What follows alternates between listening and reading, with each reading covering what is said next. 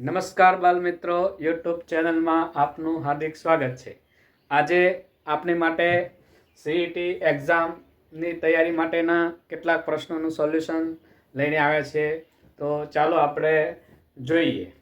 એક લંબચોરસની પરિમિતિ 32 ચોરસ મીટર છે।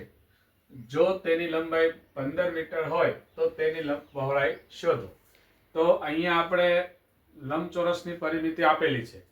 હવે એની લંબાઈ આપી છે તો પરિમિતિ શોધવા માટે આપણે એની પહોળાઈ પણ જાણવી જરૂરી છે। તો સૌપ્રથમ આપણે લંબચોરસની પરિમિતિ શોધવા માટે એટલે કે એનું પહોળાઈ શોધવા માટે આપણે એનું સૂત્ર મૂકીએ।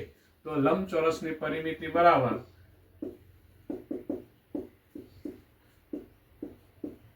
તો એનું સૂત્ર જે છે 2 કૌંસમાં લંબાઈ વત્તા પહોળાઈ। હવે અહીંયા આપણે જોઈએ તો પરિમિતિ અહીંયા આપેલી છે। કેટલી છે? તો કે 32 ચોરસ મીટર છે।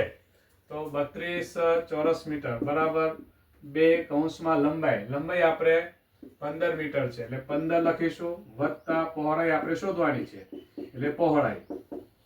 હવે સૂત્ર મુજબ આપણે દાખલો આગળ ગણીએ તો 32 બરાબર આનો ગુણાકાર કરીશું તો 2 ગુણ્યા 15 એટલે 30 વત્તા 2 ગુણ્યા પહોળાઈ એટલે 2 પહોળાઈ આ રીતે થશે।